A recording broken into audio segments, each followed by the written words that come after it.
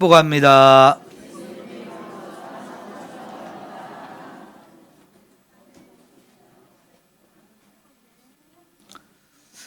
지난주부터 우리가 하나님이 아브라함에게 주신 축복을 살펴보고 있습니다.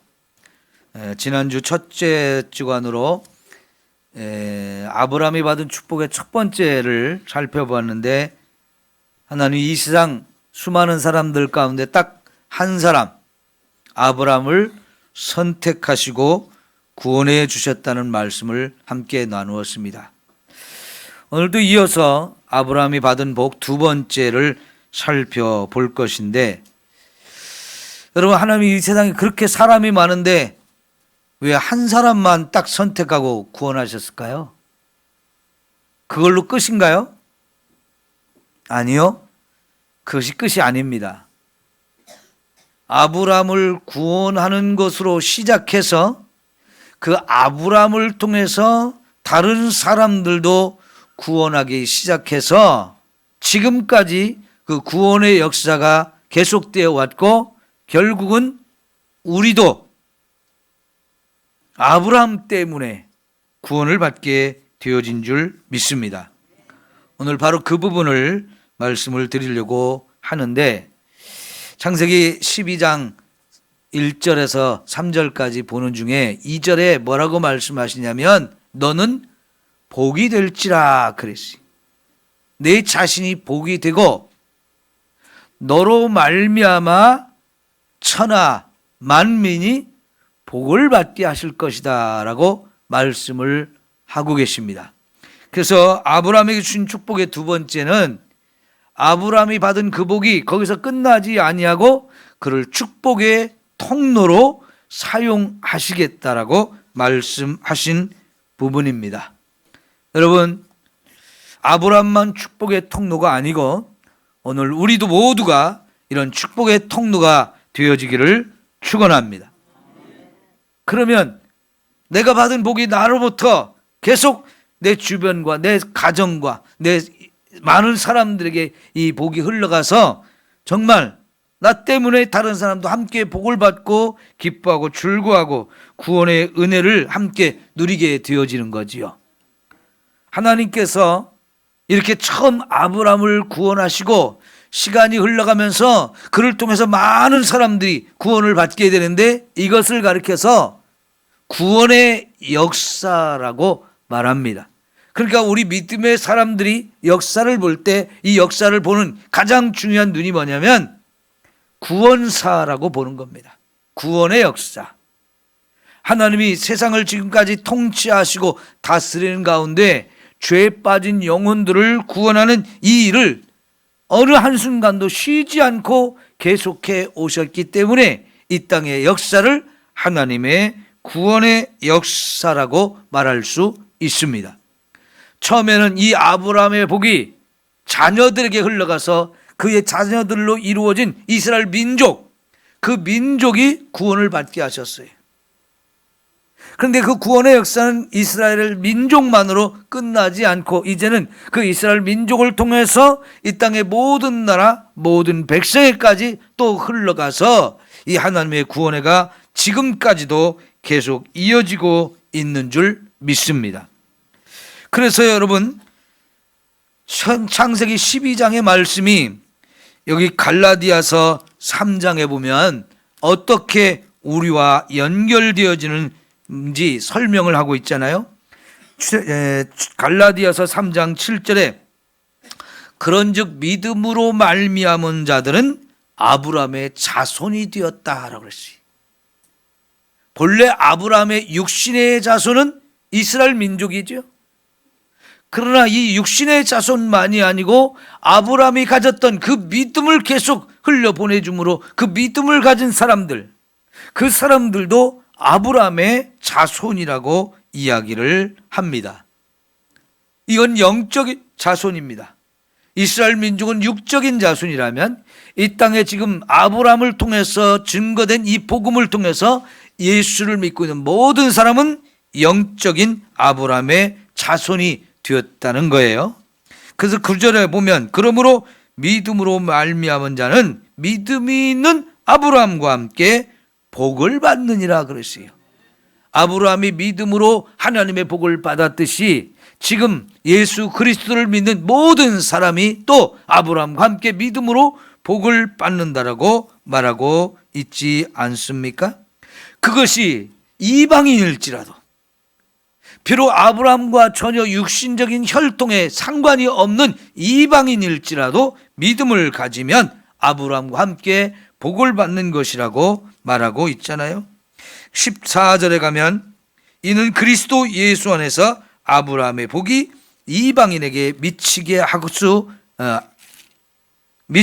하고 또 우리로 하여금 믿음으로 말미암아 성령의 약속을 받게 하려 함이라 그랬습니다. 여러분, 우리가 이제 분명히 아브라함의 자손인 것을 믿죠? 아브라함이 영적으로 우리의 조상이라는 얘기입니다. 뿐만 아니라 아브라함의 자손이 됐으면 우리는 아브라함과 함께 믿음으로 받는 이 복을 우리도 함께 받게 된다는 거지요. 자, 29절 다시 보게 되면 너희가 그리스도의 것이면 곧 아브라함의 자손이요 약속대로 무엇을 받는다고요? 유업을 받을 자니라 그랬습니다. 유업을, 아브라함이 받은 그 유업을 또 함께 이어받을 수 있는 사람이 되었다라고 가르쳐주고 있지요. 자, 그래서 여러분, 아브라함은 이렇게 하나님 말씀하신 대로 축복의 통로가 되었어요.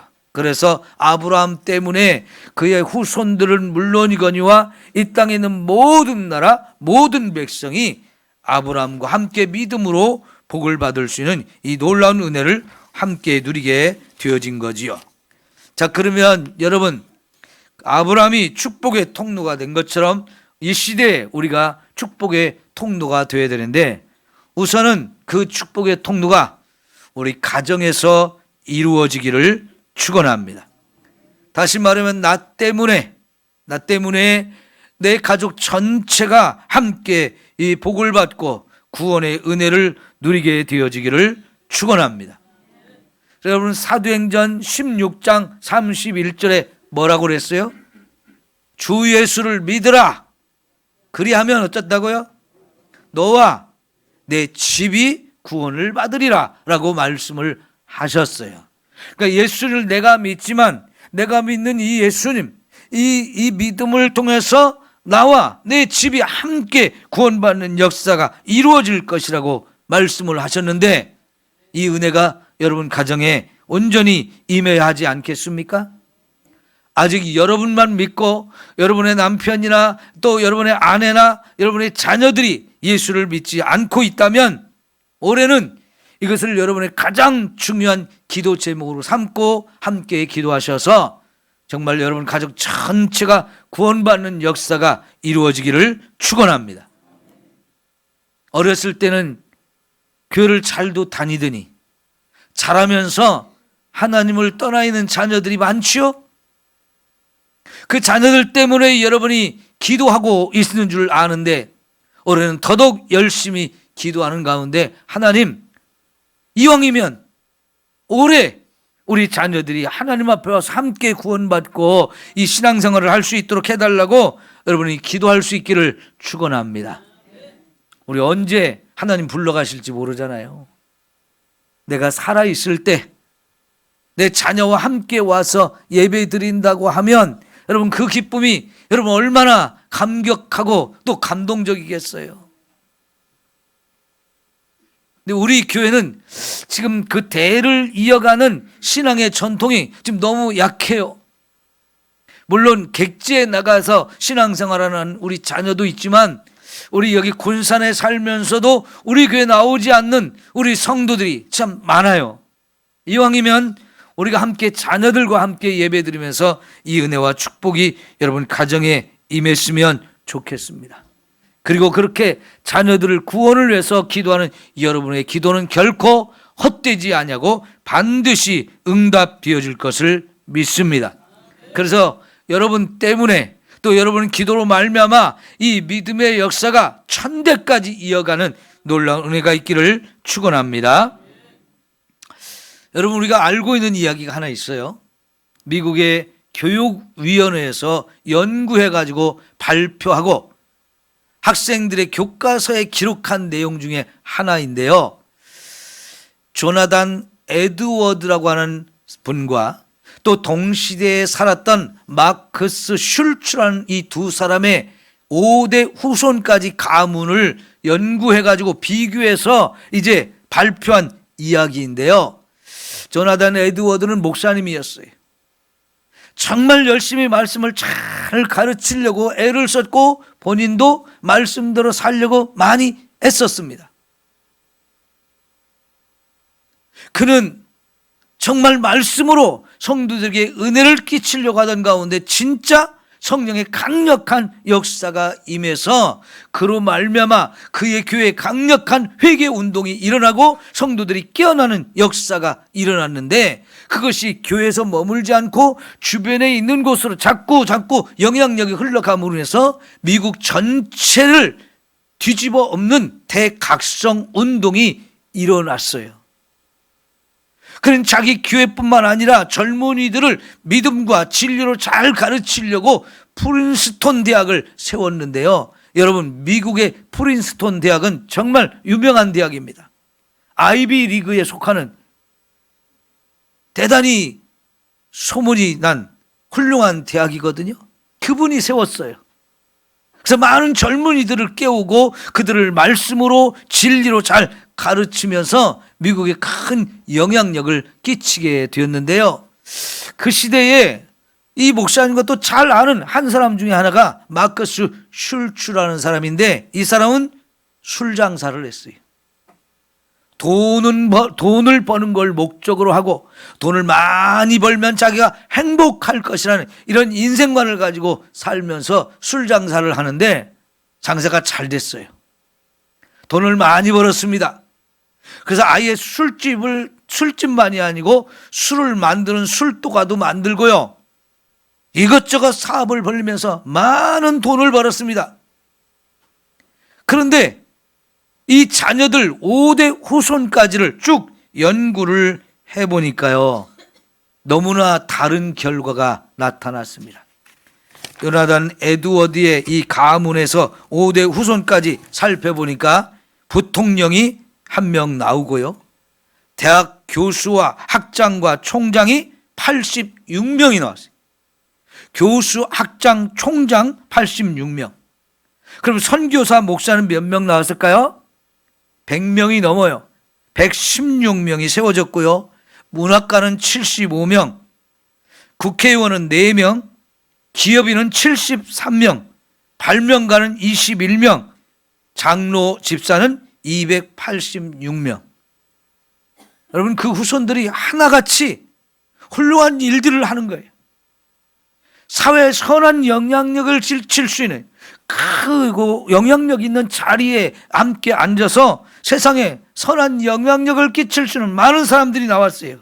그런데 마크스 슐츠라는 사람, 돈을 많이 벌고 자녀도 많이 낳았는데요, 그 결과를 보니까 교도소에 들어가서 5년 이상 지낸 사람만 96명, 네? 정신병자, 알코올 중독자는 58명, 창녀 65명, 생활보호를 받아야 되는 극빈자가 286명, 학교를 전혀 다니지 않고 그냥 너무 막 가는 이런 인생을 산 사람이 460명이래. 이 마크스 슐츠는 돈이 되는 일이라면 무엇이든지 했어요. 죄를 짓는 일, 남을 또 죄를 짓게 만드는 일도 마구마구 하면서 돈을 벌었는데 자녀들은 이렇게 엉망이 되어진 거예요. 이게 너무나 달라서 미국 교육위원회에서 이 연구 자료를 교과서에 실어놓고 아이들을 가르치면서 우리가 어떻게 살 것인가, 내가 어떻게 살면 내 자녀들에게 어떤 영향을 미치는가, 이런 것들을 가르치고 교훈을 주었던 거지요. 여러분, 지금 우리는 우리 자녀들에게 어떤 영향을 미치고 있을까요? 분명히 내가 사는 모습이 내 자녀들에게 흘러갑니다. 아유, 우리 아버지 저 도박하는 거 아주 꼴도 보기 싫어 죽겠는데 나도 커서 도박질을 하더라는 거예요.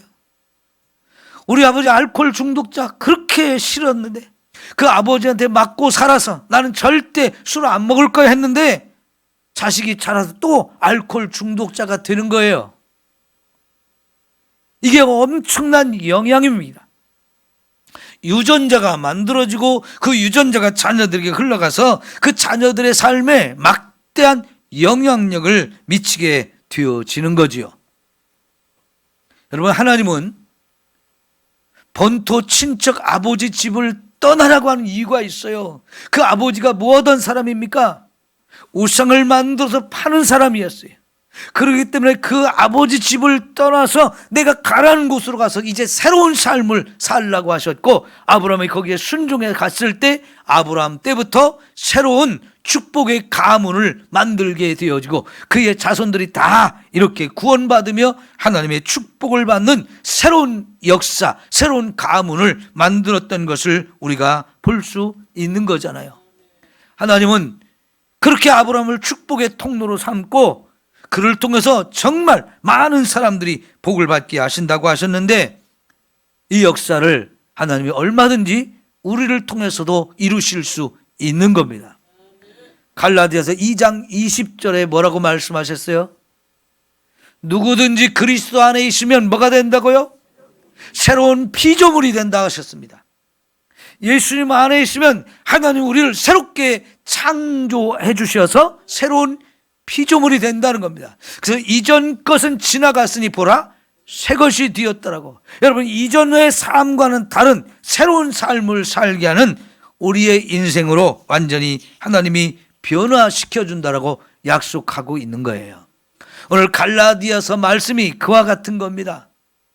믿음을 가지면 저와 여러분에게 이렇게 하나님의 놀라운 은혜가 임하는데, 그 아브라함에게 하나님 주셨던 복을 우리도 받게 되고 우리가 아브라함의 자손이 되어서 아브라함이 받던 복을 우리도 함께 이어받게 하신다는 거예요.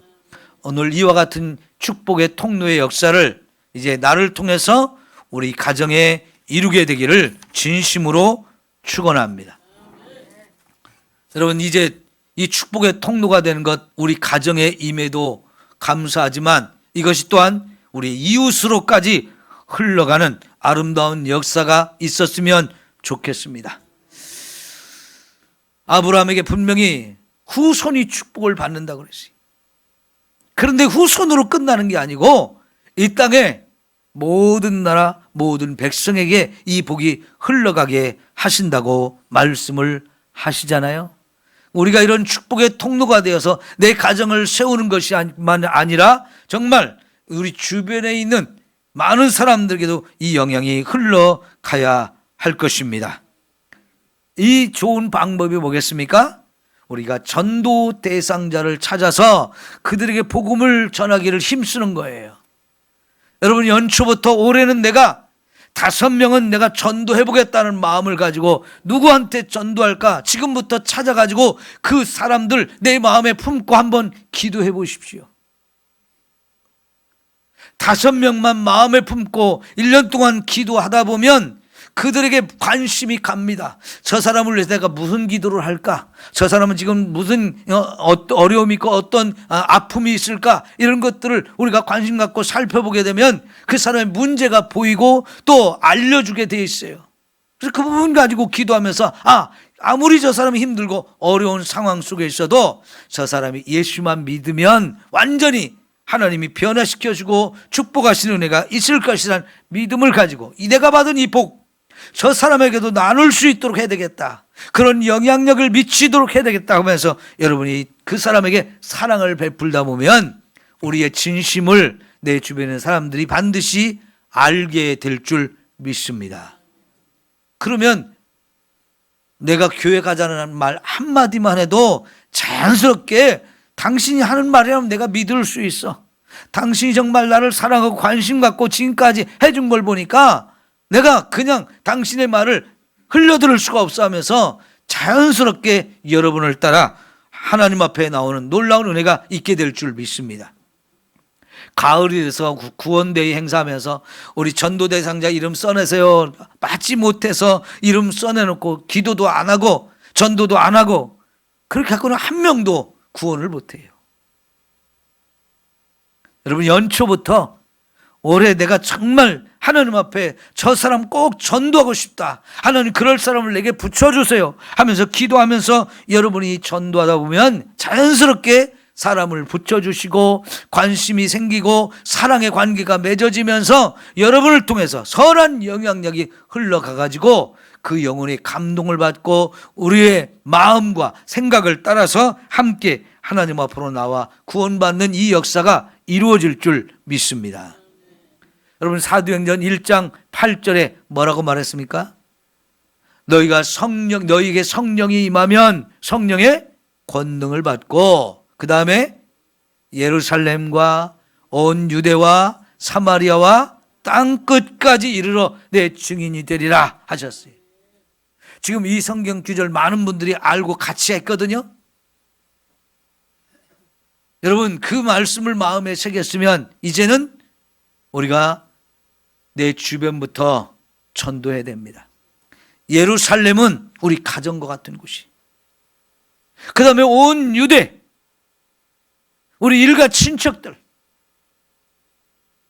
우리 이웃에 있는 친구들, 함께 일하는 동료들, 내가 자주 만나는 가까운 사람들, 점점 범위를 넓혀서 예루살렘부터 시작해서 온 유대, 그리고 또 경계를 넘어서 사마리아와 땅끝까지 이르러 복음을 전하라고 주님이 사명을 주시잖아요.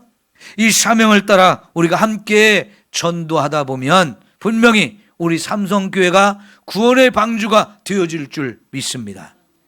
예루살렘 교회에 날마다 구원받는 무리가 더해졌다고 했는데, 여러분, 예루살렘에 처음에 세워진 이 교회가 거기서 멈추지 않았어요.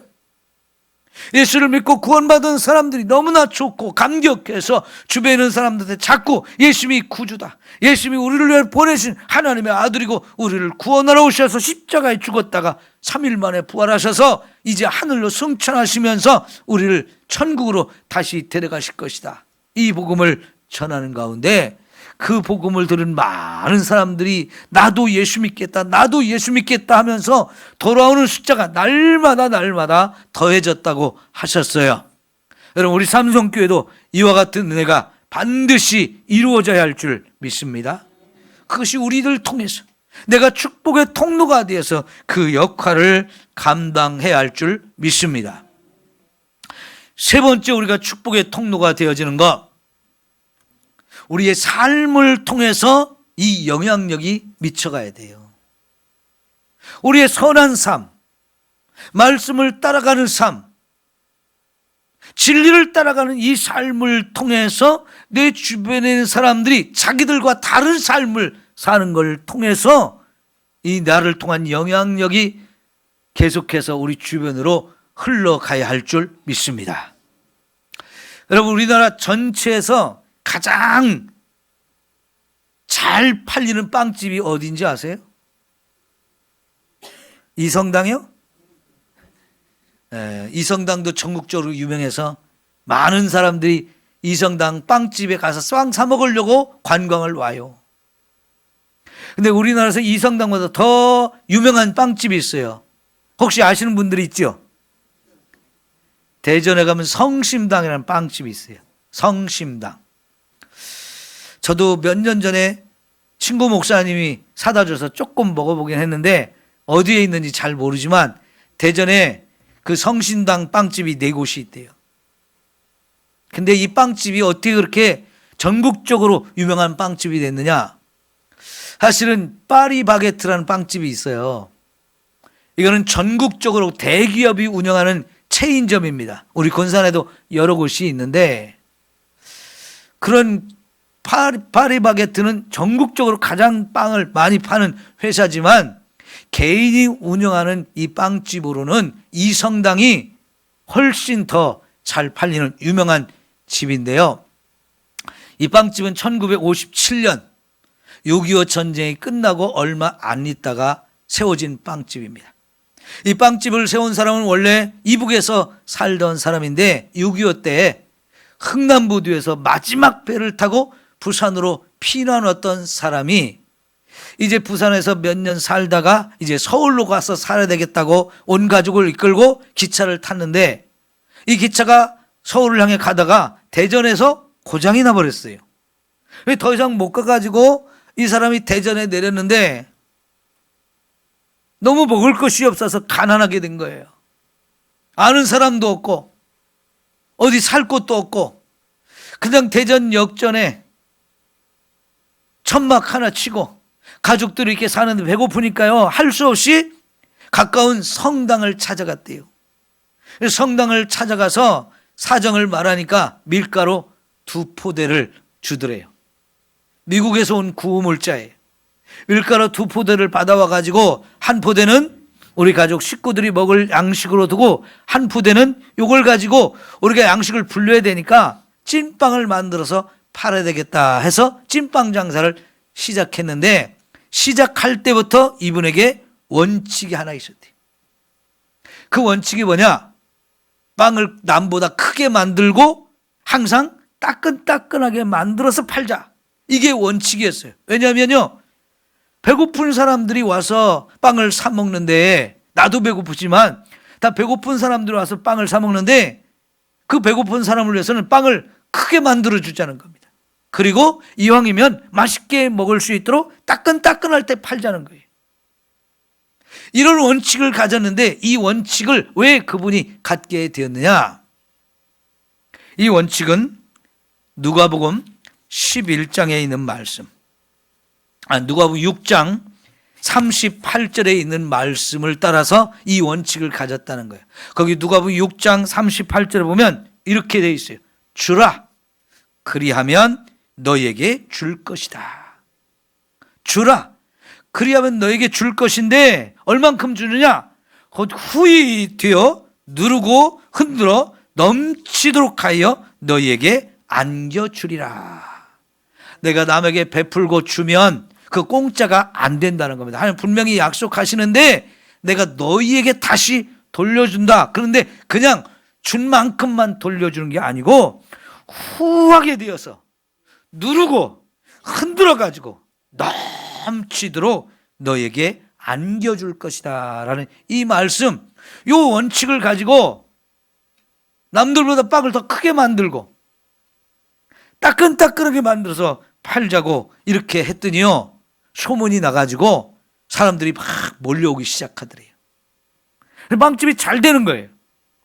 그 처음에 대전역 앞에서 그거를 시작했는데 이 빵집이 잘 되는데 갑자기 이 양반이 변두리로 옮겼어요. 그 변두리가 어디냐? 처음 밀가루 2포대를 주었던 성당 바로 앞에 길 건너편에 가게를 얻어가지고 거기로 옮겼는데 사실은 거기는 변두리였대요. 이왕에 역전해서 자리 잡고 잘 되고 있는데 왜 이렇게 변두리로 갔을까요? 그 사장님이 원하는 게 뭐였냐면 내 아들들에게, 내 자녀들에게 성당의 종소리를 들려주면서 키우고 싶다 하는 마음이 있었다는 거예요.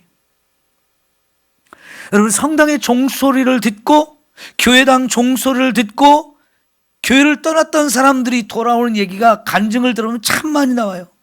교회를 안 다니던 사람들도 예배당 종소리에 감동을 받고 그 마음에 감동을 받아서 제발로 교회를 찾아온 사람들이 참 많거든요. 그래서 그런지 이 아버지는 돈 버는 것도 중요하지만 내 아이들 성당의 종소리를 들으면서 크게 하고 싶다 해가지고 잘 되던 빵집을 갑자기 성당 앞으로 옮긴 거예요. 그래도 사람들이 소문을 듣고 거기로 찾아와서 잘 되고 잘 되어지면서 정말 크게 부흥이 됐는데요. 이분의 원칙은 계속 지켜지는 거예요. 처음에는 가족들도 우리 먹고 살아야 되는데 왜 자꾸 남들보다 빵을 더 크게 만드냐고, 좀 작게 만들어서 이윤 좀 많이 남기자고 그래도 이 아버지는 아니다, 하나님 말씀대로 하면 된다 하면서 그 원칙을 포기하지 않았다는 거예요.